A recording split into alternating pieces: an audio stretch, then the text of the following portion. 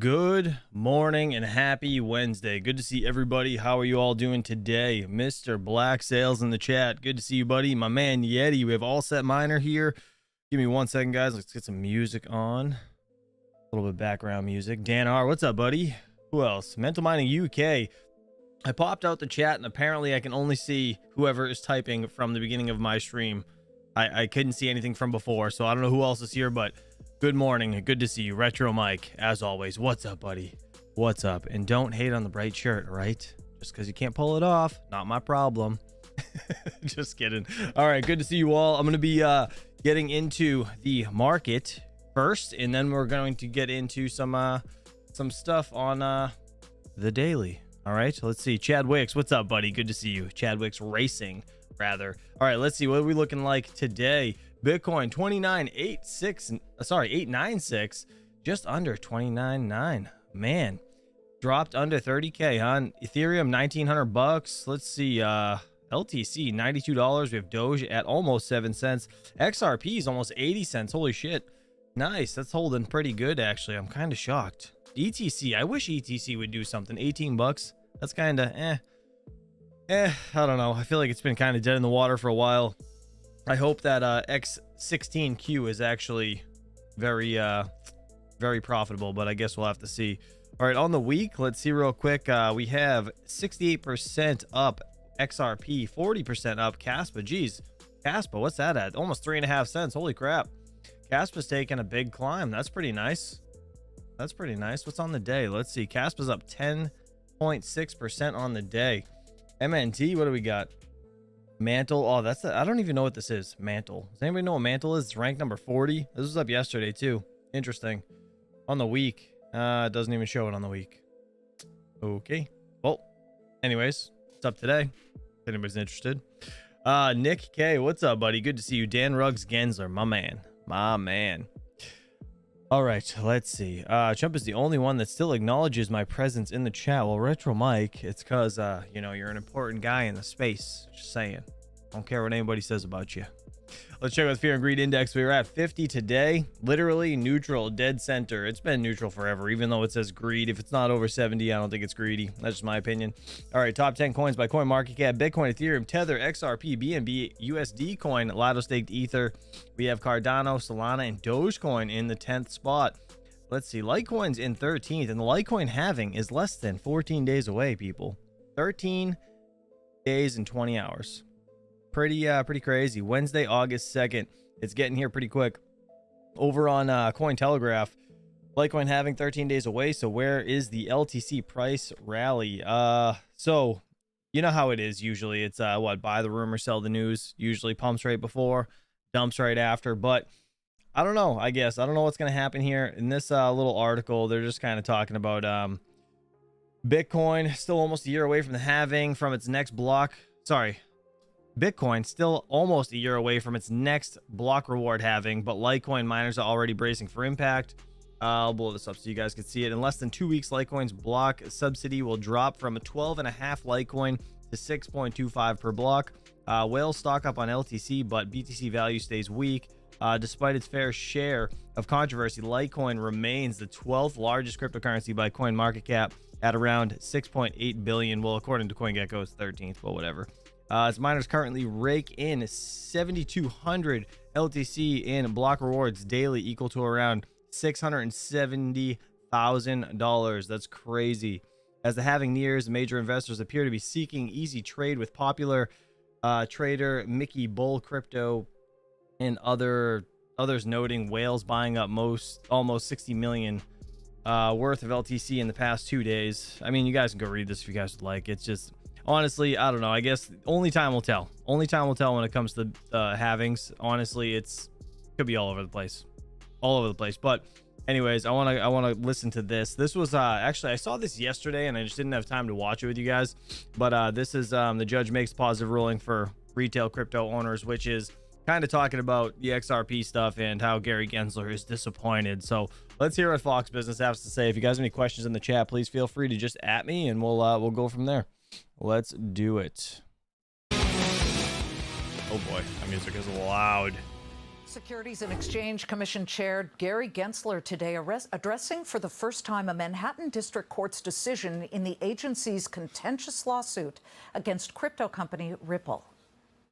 How does the federal court ruling last week in the Ripple case impact your stance toward digital asset regulation? Look at him trying to smile.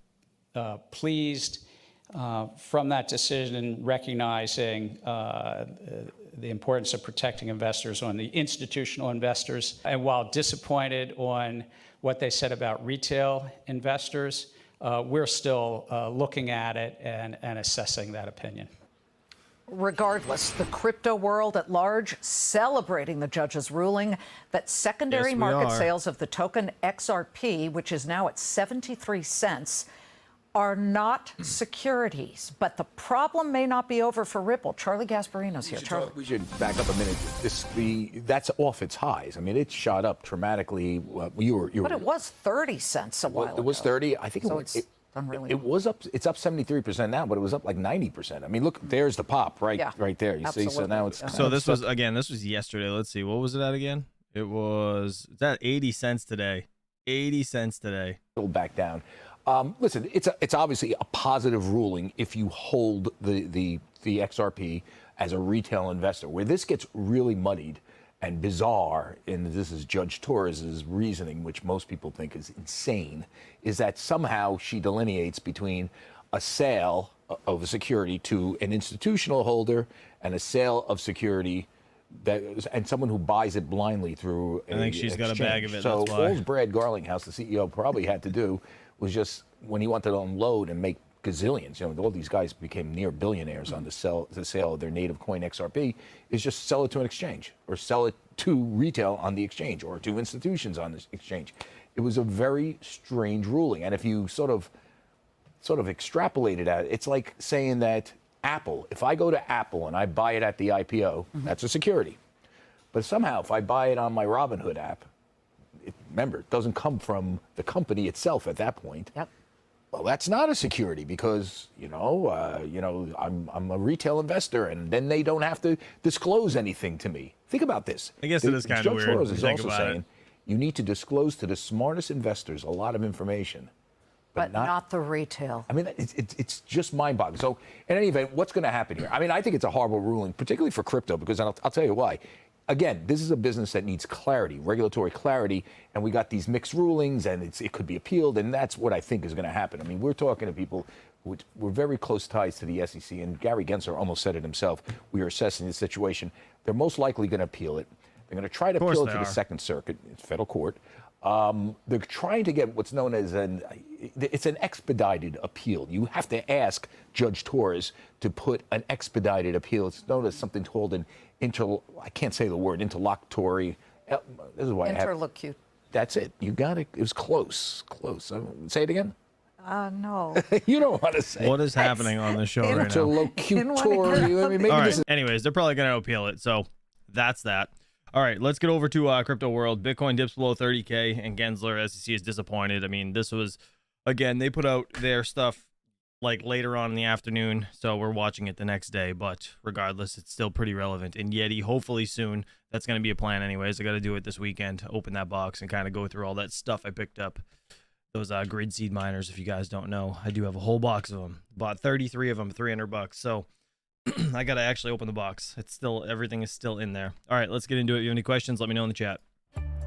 Today, SEC Chair Gary Gensler says he's disappointed with parts of the Ripple ruling. Coinbase CEO Brian Armstrong gears up to meet with lawmakers. And CoinRoot's CEO Dave Weisberger breaks down why crypto stocks are outperforming crypto assets.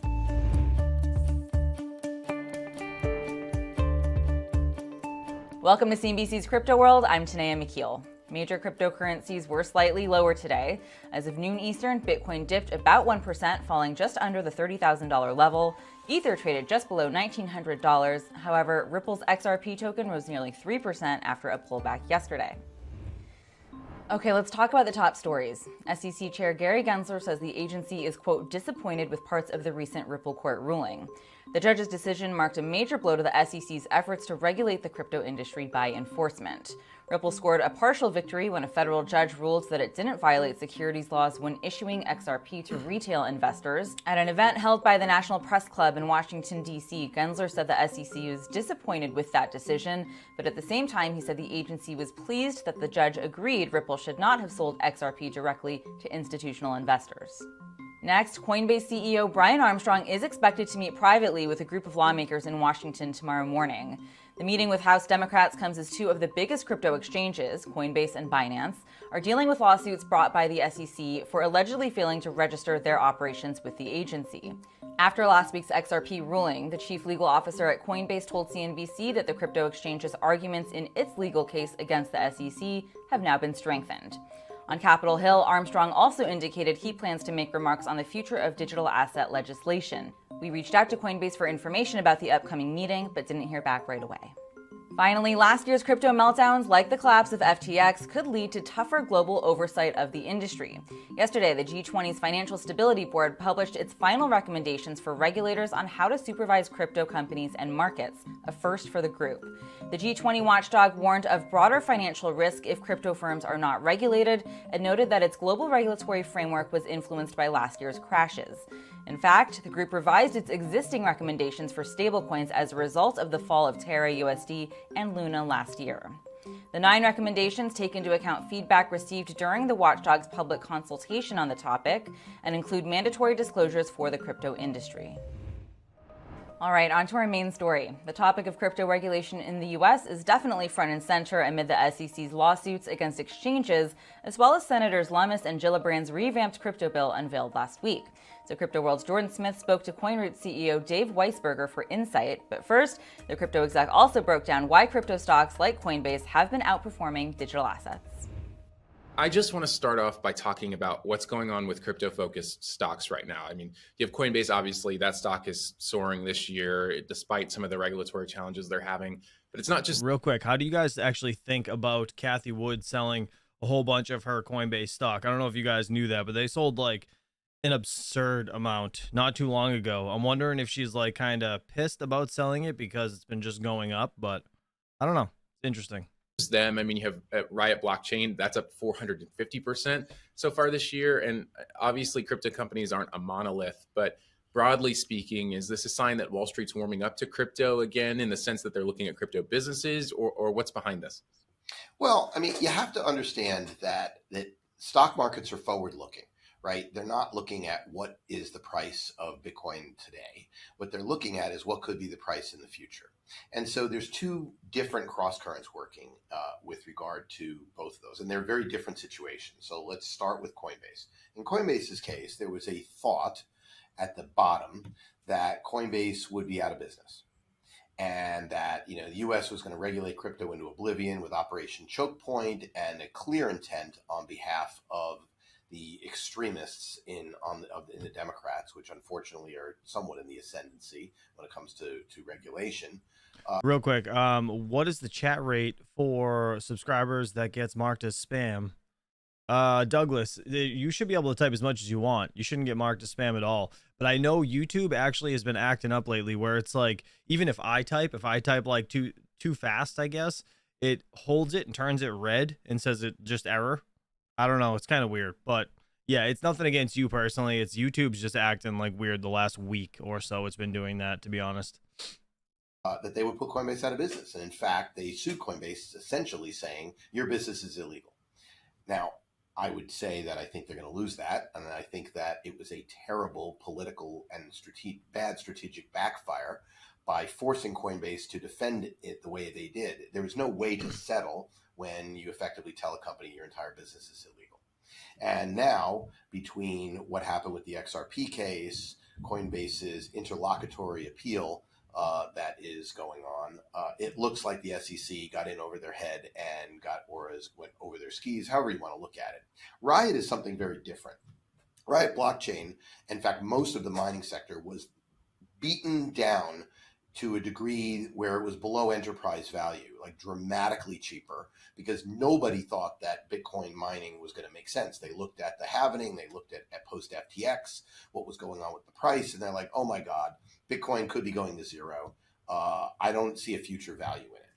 Now, it's absurd. If you look at the various measures, and you can go on Glassnode and look at a variety of metrics. I personally like hash rate versus price. I also love number of new unique network addresses that own it. But on every one of those charts, it's up and to the right, and almost monotonically so.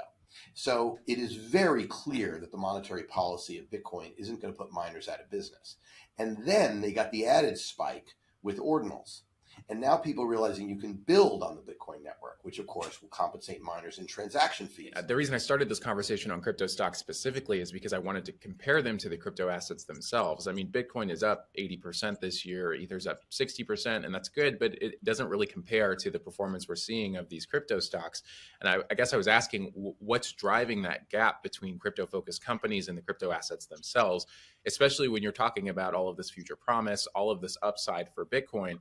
Why are investors flocking to these ancillary assets, these crypto companies, rather than the crypto assets themselves? And is it partly because they can't have them in a brokerage account right now, or they can't invest in them in traditional means? Good question. The simple answer, and this is true in trading in all assets, is in the short run, asset prices react to liquidity. Full stop. Single most important thing. That's why when the Federal Reserve was pumping liquidity in, everything went up, including, and the more speculative, the better.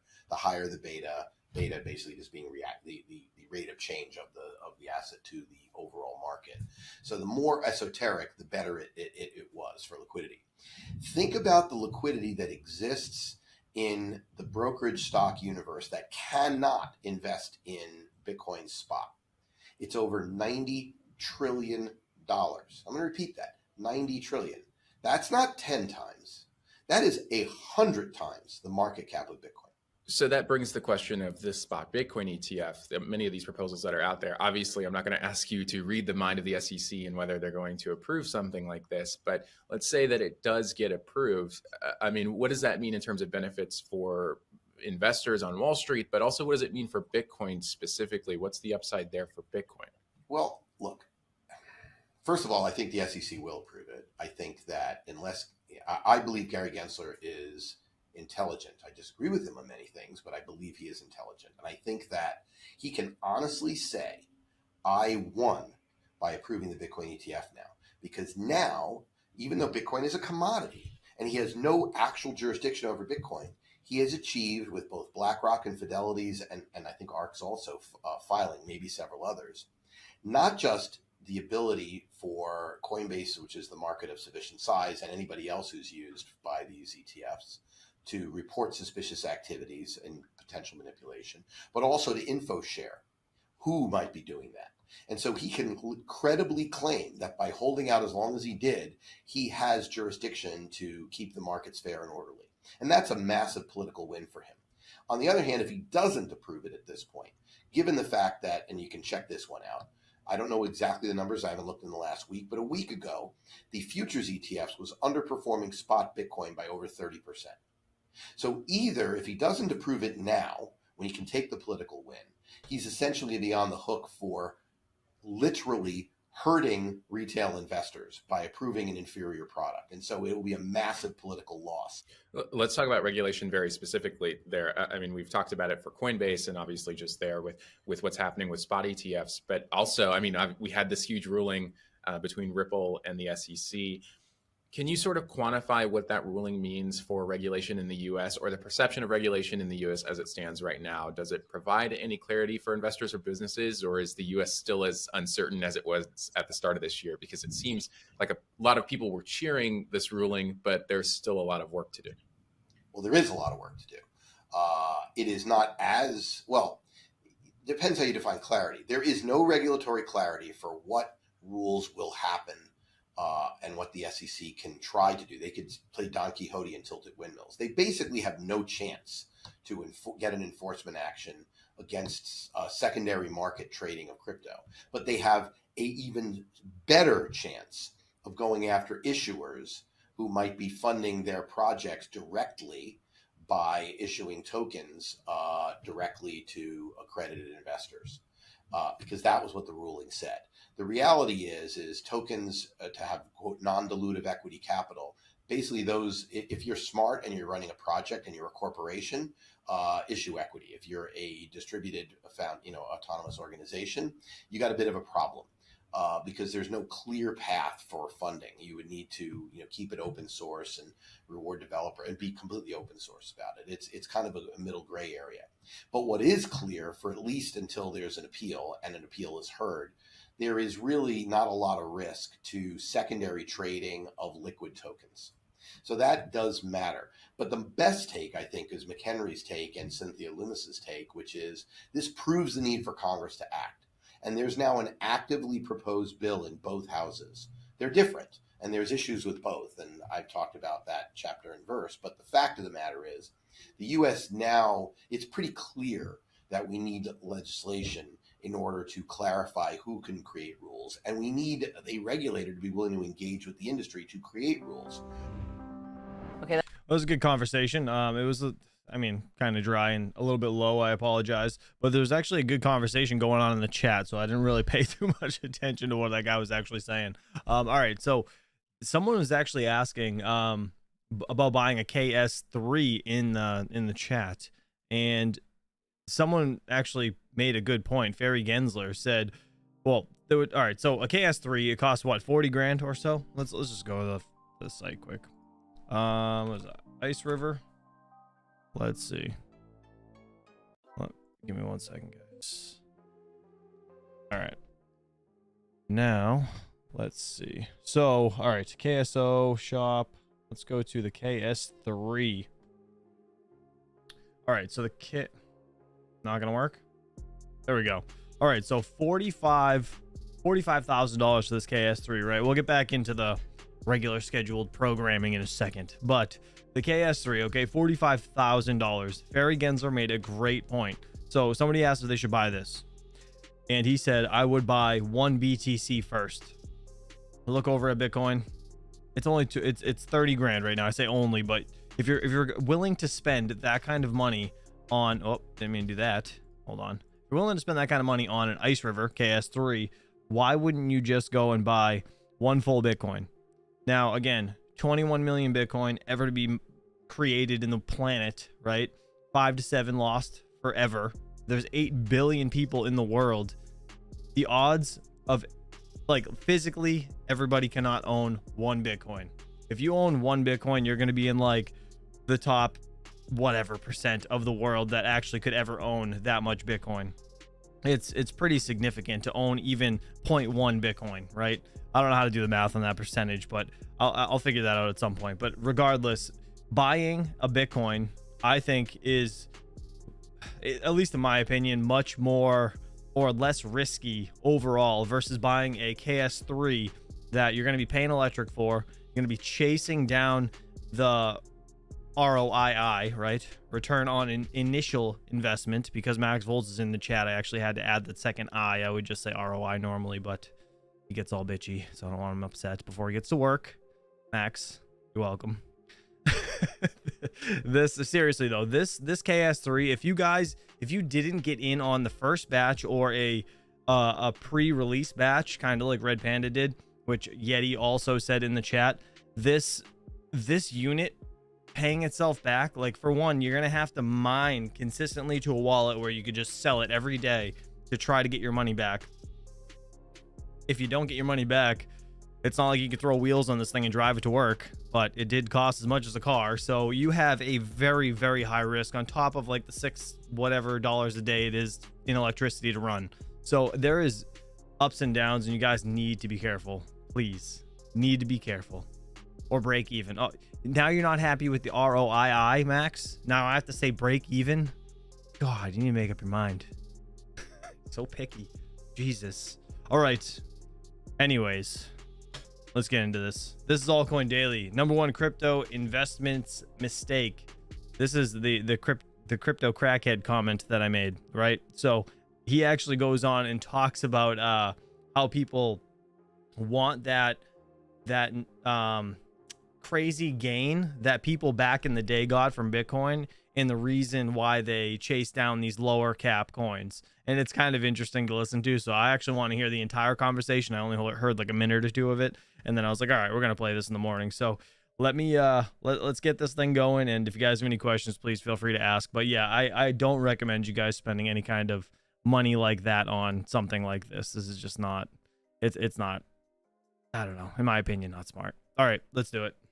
And that's something that most people don't get when they first invest in crypto. How Guys, that big like button, is please. the opportunity in the altcoin space? The opportunity is huge, but the risk is also huge. Everyone comes into Bitcoin. Then what they do is they look back and they look at all the people that bought Bitcoin at $100 and $5 and $10, and they go, wow, look how much money they made and look how easily they made the money. And this is my opportunity to get life-changing returns. But I'm not going to make the life-changing returns in Bitcoin. So then we go to Ethereum and we say, okay, well, you know what? Ethereum's the next one. But then you look at Ethereum and you go, Ethereum's also growing too slowly for me. And then you start moving down, looking. And I think essentially what people are looking for is they're looking to make the same life-changing returns that the early investors in Bitcoin made. Is he wrong? Is he wrong there? Because to be honest, he's not. And I think all of us are guilty of that. That's why we all, as miners, right, we're all after that next bag, which is like, oh, okay, we got to get a bag of Dynex, we got to get a bag of Caspa, we got to get a bag of, I don't know, Meow Coin, Raven Coin, like just all these coins that are essentially shit coins. I'm not trying to be a dick to any project, but it's just the truth, right? It's we're chasing down the hopes and dreams that these things are gonna 2x, 3x, 4x, 10x. Like, it's possible, 100% it's possible, but we're splitting up between a whole bunch of bags in hopes to catch that one win. Do you know what I mean? It's kind of just, it's crazy to think about what we actually do. So I want to hear what else he has to say and where this conversation actually leads to. And there will be one or two altcoins probably that emerge as networks. And when those networks emerge, you may actually get into another Bitcoin. But the risks are very, very, very, very high. And I think that's what most people don't understand. So they come here and they try and play altcoins, and they think that they join usually in bull markets and they'll end up making a lot of money in the beginning.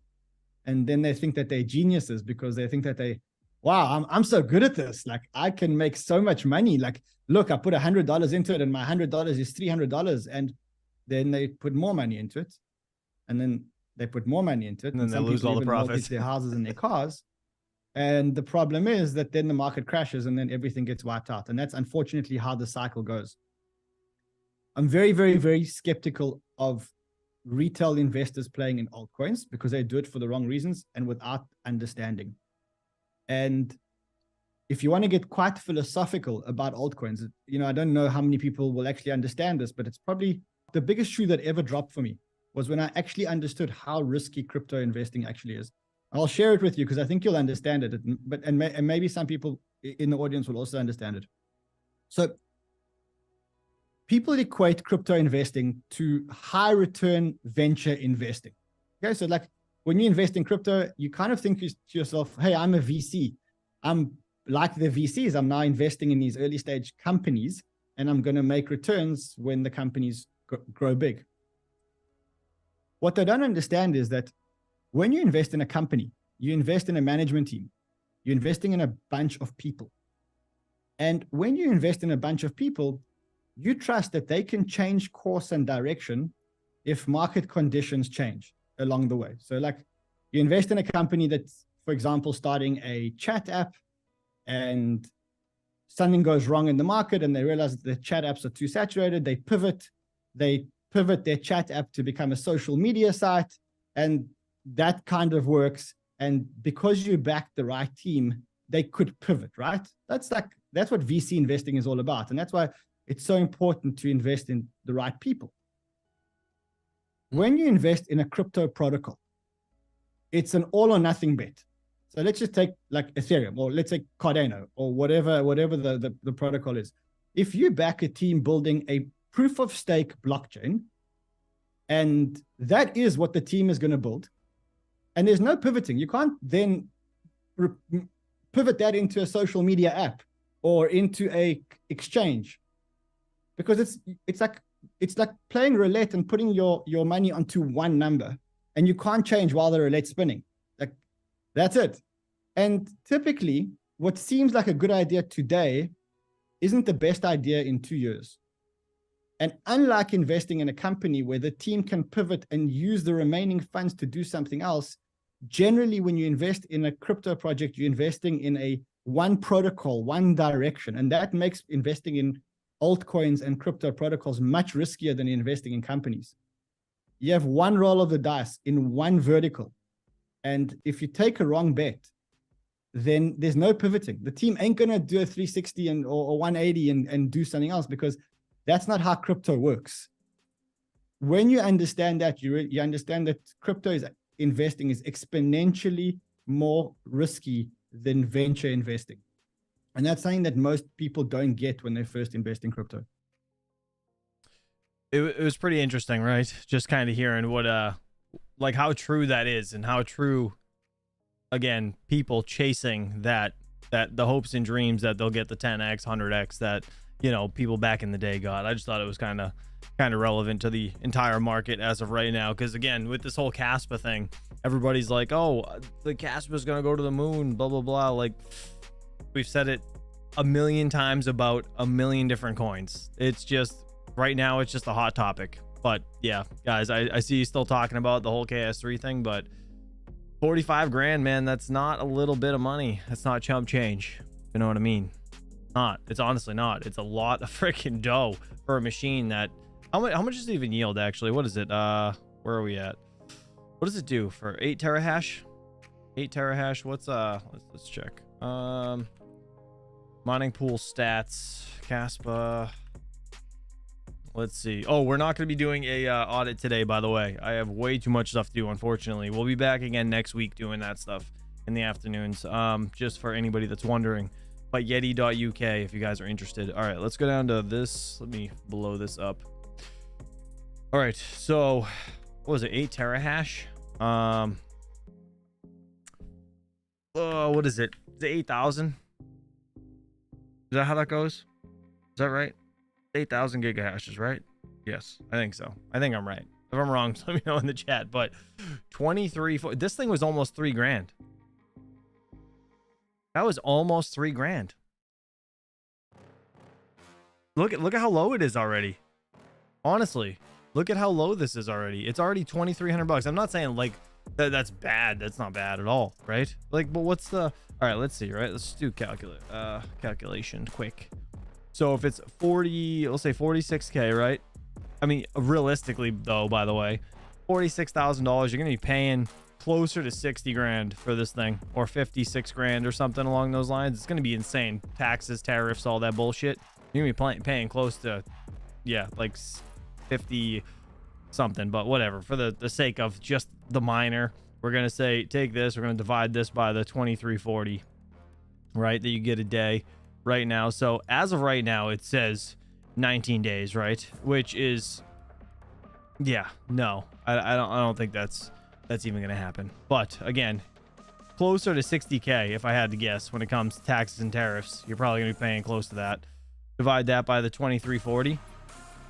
Now the 20, so even 25 days, like, yeah, ROI time, that's fantastic. But you guys got to think too, there's literally going to be like 5,000 of these things hitting the network, and it's going to drive the difficulty through the roof, which means this daily earnings is going to be like way down.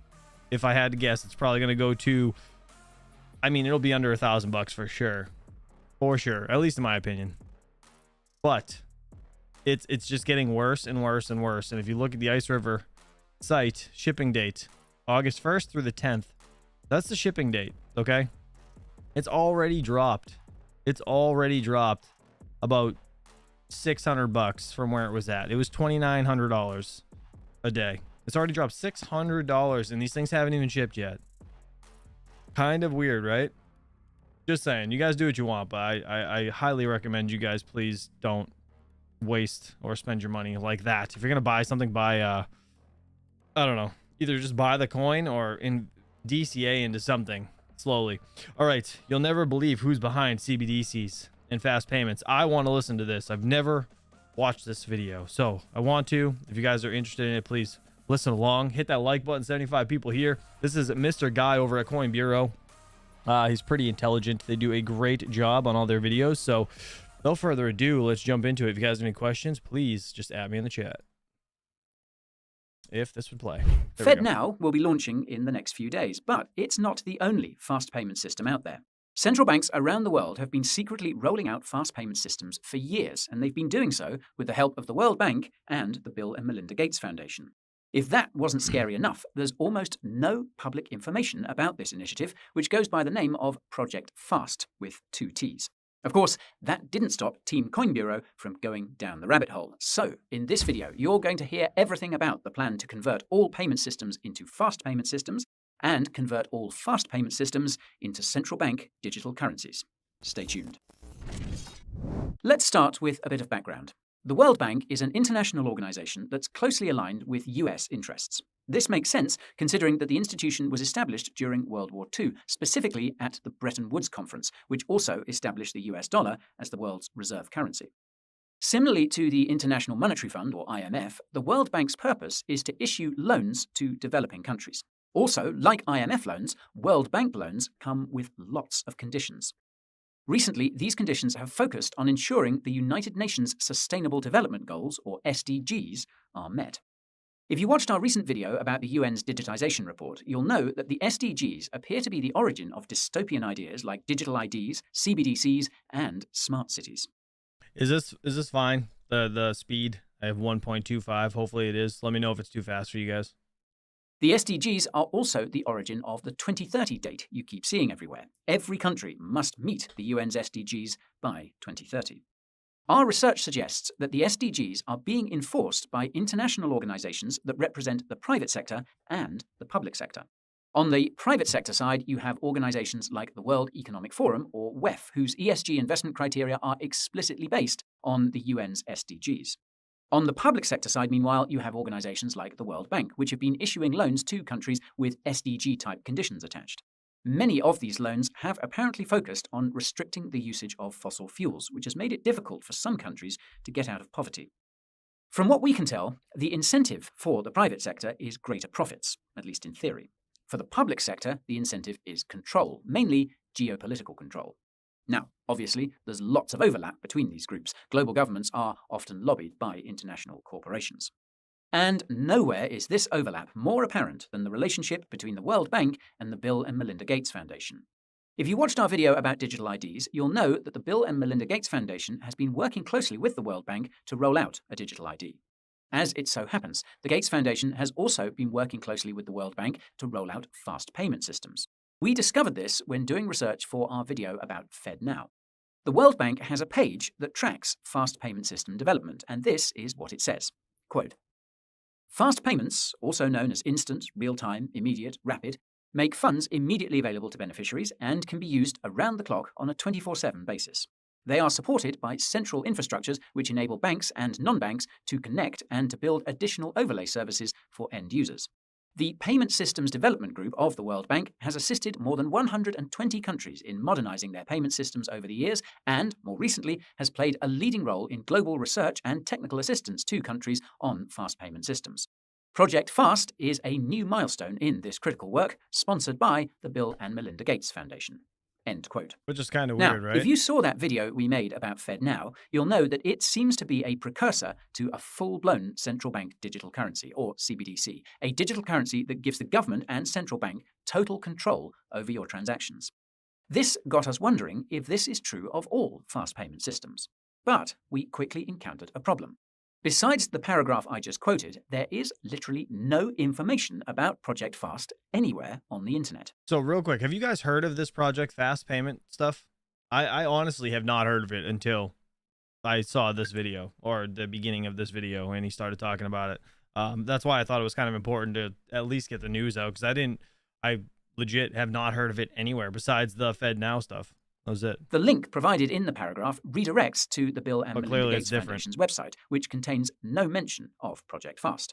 Searching for the words Project FAST returns just a dozen results, all of which lead to nowhere.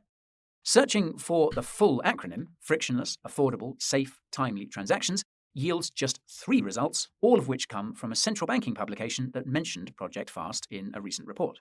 Not only that, but there's almost no information about the World Bank's Payment Systems Development Group, or PSDG. The link provided in the World Bank's paragraph redirects to a page which details this group's initiatives and reports, but provides next to no information about its structure or funding. So, that gave us only one option, and that was to go digging through as many related documents as possible to get the answers to our growing list of concerning questions. And boy, did we find some concerning answers. Let's start with the PSDG. The earliest document we could find about the PSDG dates back to November 2007, not long before the global financial crisis. The document in question is a report about measuring the development of payment systems around the world. The key theme was going cashless. In a program update from 2010, the PSDG said the following, quote, "Central banks and all stakeholders in the retail arena must work together in a clear strategy to promote the intensive use of retail electronic payment instruments and reduce the importance of checks." For context, stakeholder is a word that's often associated with the World Economic Forum. It's code for the world's most powerful individuals and institutions. Case in point, WEF founder and chairman Klaus Schwab said in a recent interview that he created the WEF so that stakeholders could meet. Check the guest list. Now, another interesting thing in that program update is a graph that the PSDG has used in other reports. It shows the rate of non-cash transactions by region. Naturally, the authors take issue with the fact that developing countries aren't using electronic payment systems as... Hold on, I gotta back this up a little bit. I want to read that. On average, an adult in Africa makes a non-cash transaction only about 2 times per year compared to an adult in the EU countries who make 175 transactions per year. That's kind of interesting. It shows the rate of non-cash transactions by region. Naturally, the authors take issue with the fact that developing countries aren't using electronic payment systems as much as the European Union. What the authors fail to mention is that European citizens also love cash and want to keep using it.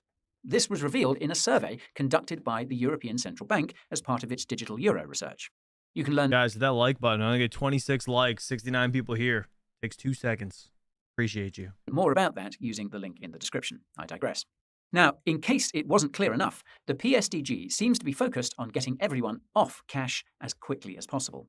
This would explain why it's been working so closely with the Bill and Melinda Gates Foundation on digital ID for so long. Digital ID is required for digital payment systems to work. Here is where things get interesting. You'll recall that the one paragraph about Project FAST notes that the PSDG has, quote, played a leading role in global research and technical assistance to countries on fast payment systems. Well, it appears that the PSDG only has one publication about fast payments. By contrast, the PSDG has half a dozen publications about CBDCs, and some of these were written with the help of the Bank for International Settlements, or BIS. For reference, the BIS is the Bank for Central Banks, and it's been helping central banks around the world coordinate their CBDC development. In one of these reports, the PSDG and BIS state that CBDCs may not be necessary because, quote, combining different payment innovations, such as open application programming interfaces, APIs, fast payment services, contactless chips, and QR codes, could achieve many of the same goals. In other words, fast payment systems are functionally the same as CBDCs. This doesn't mean CBDCs won't be developed, however.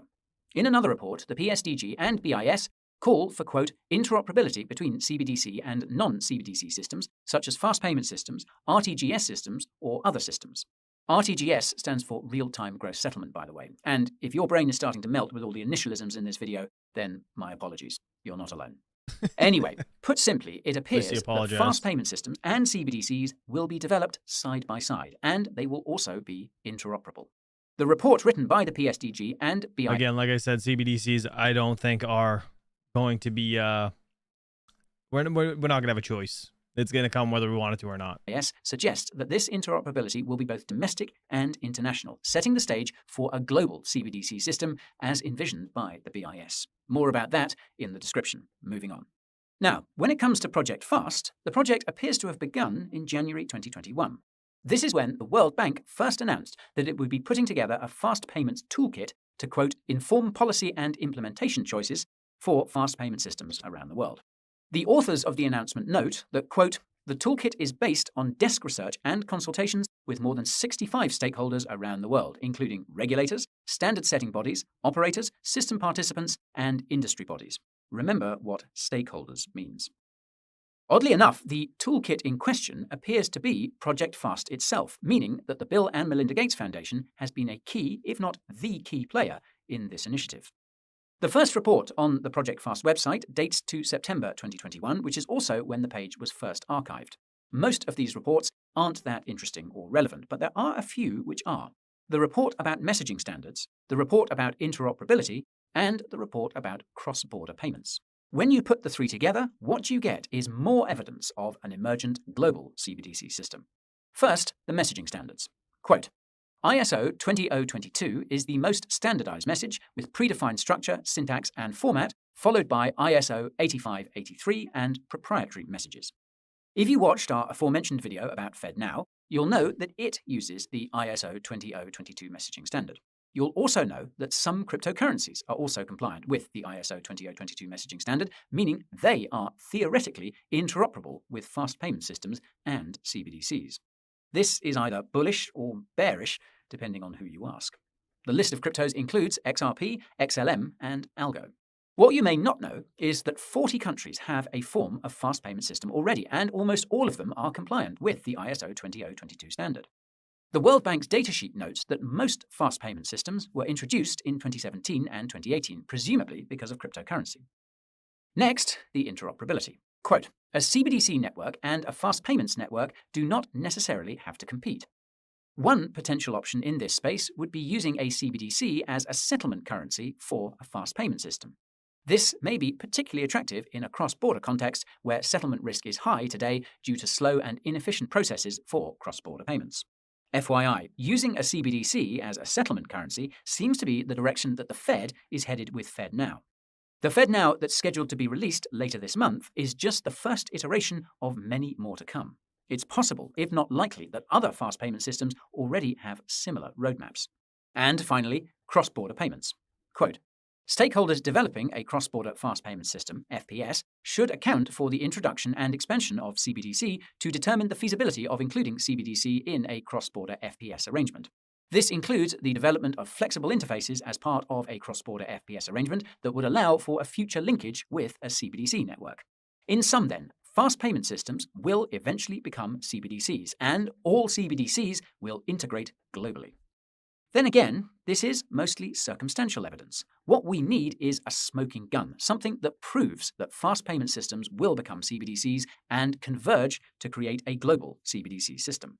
And, funnily enough, the World Bank has put the smoking gun front and center on the Project FAST website.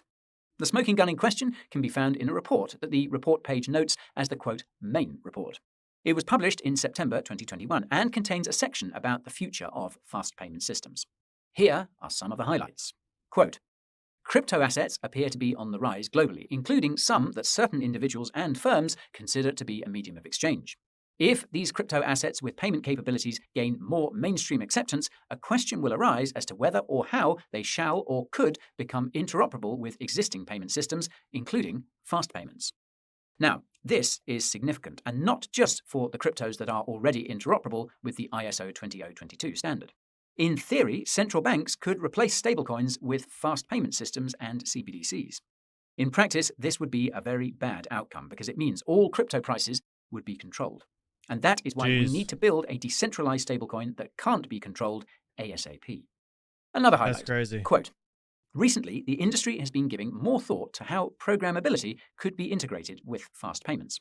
For example, some players in the industry believe that connecting to existing distributed ledgers would facilitate programmable fast payments. This is significant because it suggests that existing payment systems can be upgraded to become programmable.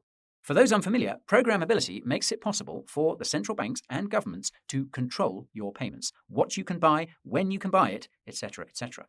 And then the smoking gun itself. Quote, as central banks continue to explore the development of central bank digital currencies, the interplay between CBDCs and fast payments is likely to receive further attention. A CBDC network and fast payments do not necessarily have to compete. One potential option in this space would be using the fast payment system payment rails for CBDCs. That's crazy. In other words, put the CBDCs onto the fast payment systems that already exist. Now, some would say that this is the most logical option and therefore the one that most central banks will take. I mean, it makes sense for the government to do that, but yeah, that's crazy. But wait, there's more. Quote, the CPMI report, Enhancing Cross-Border Payments, Building Blocks of a Global Roadmap, recognizes that interlinking retail payment systems, including FPSs, and wholesale payment systems, such as RTGS systems, allows payment service providers to interact directly through the linked infrastructure and reduces their reliance on traditional correspondent banking. Translation: combine the individual and institutional electronic payment systems together. But why stop there? Why not tokenize every asset in existence and put it on this system so that every single transaction and asset in the economy can be totally controlled? Well, Project FAST is one step ahead of you. Quote, integration of FPSs into other financial market infrastructures has furthered the usage of fast payments. For example, investments in capital markets and payments for future transactions are opening the gates for integration for all markets. Translation: use fast payment systems for assets, not just payments. You will own nothing and be happy because everything you own will be on a network controlled by the central bank where the government can turn off your ownership at any time. Brought to you, as so often, by Bill Gates. I honestly have no idea how he finds the time. Now, this raises the question of honestly, Bill Gates has his hands on a lot of things. If you guys read what Aru said, I'm not gonna read that all out loud, but yeah, it's kind of that was kind of messed up. But yeah, I feel like he's one of those guys that has his hands in like every cookie jar, right? And he's just kind of involved in everything. So what this global fast payment system CBDC hybrid is going to look like. One of the best answers we could find came from Michael Steinbach, CEO of Equens Worldline, a Dutch card payments company. He was interviewed about, quote, global fast payments back in 2017. Michael explained that implementing fast payments is going to be an even bigger task than the implementation of the euro or the SEPA transfer system used in Europe. He said that banks have been having difficulty integrating with these systems and have outsourced this development as a result. On that note, it's believed the reason why Bill Gates is so involved in philanthropy is because it gives him access to companies that are on the cutting edge of technology, be it that's literally what Aru was just talking about in the chat. Digital IDs, CBDCs, etc. This allows him to invest early on and make mad money by cashing out further down the line. Or so I've heard. Anyway, speculation aside, Michael revealed that the implementation of fast payment systems will vary between countries and banks, but the result will be the same: a radical change to how payments are processed. Michael predicts that all card payments will be replaced by instant payments, aka QR codes. As a fun fact, our research suggests that the reason why the elites are so obsessed with QR codes is because QR codes are the most compatible with fast payment systems and CBDCs. Cash and cards, not so much, hence why they will both be eliminated, be it by force, by inflation, or by human apathy. The most terrifying part of it all is that Michael acknowledged that creating a global instant payment system is going to be a big risk. However, he believes that it will also be a big opportunity, more evidence of the idea that the private sector is on board because of perceived future profits. However, as we mentioned in our video about these dystopian technologies, these perceived future profits assume that people will voluntarily adopt these technologies. Reports by institutions in both the public and private sector suggest that the adoption of things like CBDCs and digital IDs will be very low. Even if governments and central banks succeed in coercing people to adopt these technologies, they can't force everyone to use them on a day-to-day basis.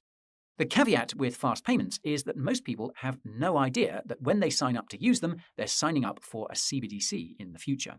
That's why the only way to prevent fast payment systems and CBDCs from achieving mass adoption is through education and by pointing people to safer alternatives that can't be controlled.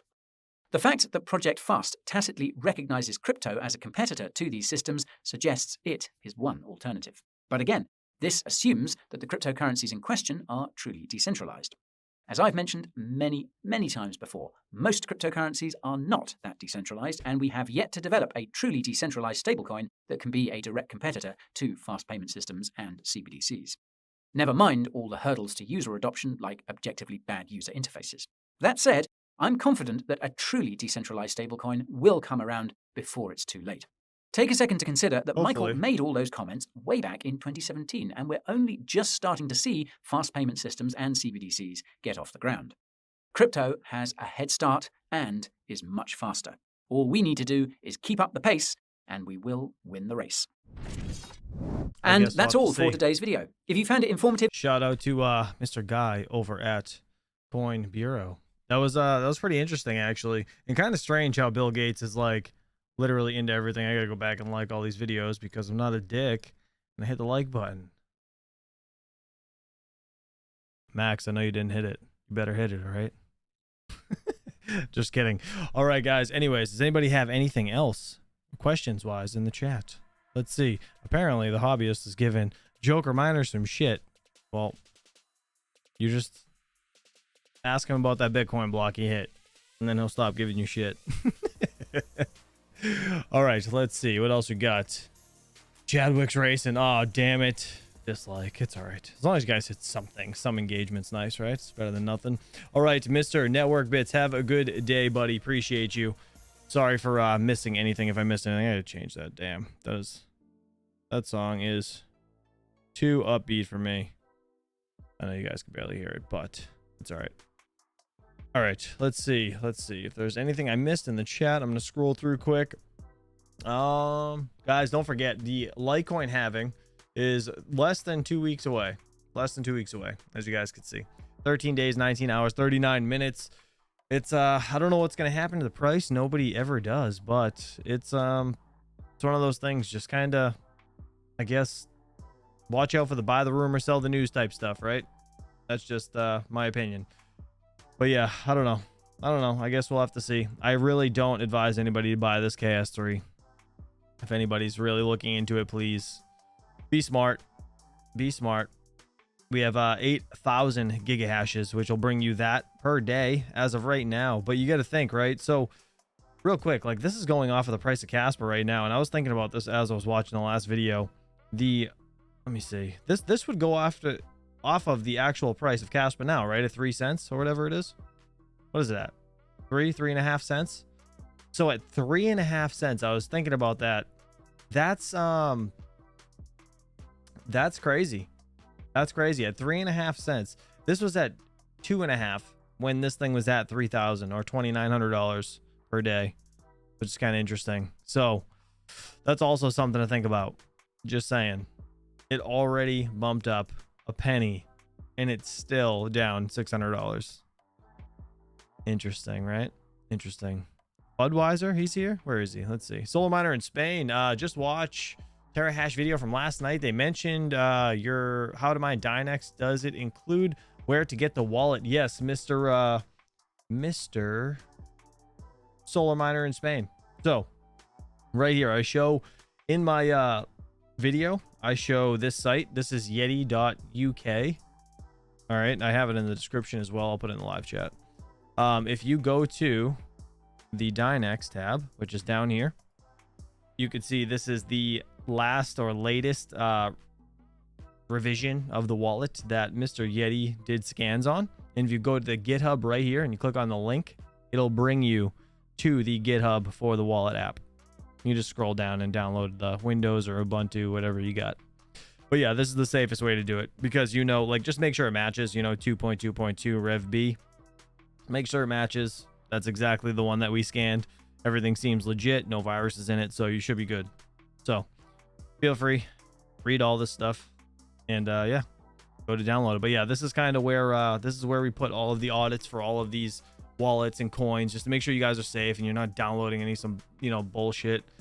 The only one that actually, well, second one that failed is Woodcoin. I don't know what the hell is going on with this, but apparently there is an issue with this, so don't download that. It's one of them new coins. And then we have the other one that actually failed prior was the Ceiling Cat coin, but they fixed it since. So interesting. Pepe Pow still has issues.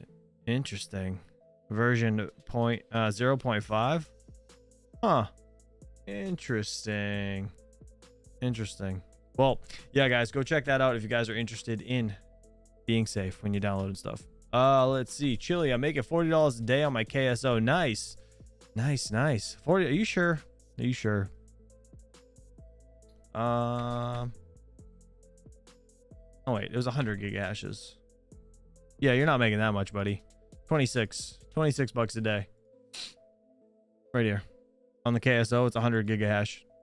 You bought 20, I mean 26 to 30 bucks a day, I would say. That's what it's at. It's down now. Yeah, it says fully electric. Yeah, I got one running in my solar trailer. Yeah, you're making about 26 bucks a day, buddy. Not 40. Not anymore, buddy. Not anymore. You're getting 764 per day. Unless, so like, even if your KSO got 150, I mean, yeah, you'd be getting around 40 bucks a day. But it'd have to get 150 gigahashes. And I've seen them spike up to there, but they go, like, the one we got in the trailer, the solar trailer, has like, it goes between, I would say, 85 and 100 and like, I've seen 160 or 150, like briefly, but it levels out about 110. So if it's about 110, say, 30 bucks or so. 30 bucks or so you should get. But yeah, that's the average. Actually, I don't even know. I'd have to log into it. I don't even remember. But my kids are opening my door. I think they're coming down. Yep. Kids are coming down. All right, fellas. I gotta get out of here. This is the end of the show. So hopefully I can hear my son babbling coming down the stairs. All right. Well, hopefully you guys have a good, happy Wednesday. I'll see you guys bright and early tomorrow morning. I'm going to try to get out a couple of shorts today, and I do have to get some video stuff together as well. And here's my daughter. And my son is right behind her.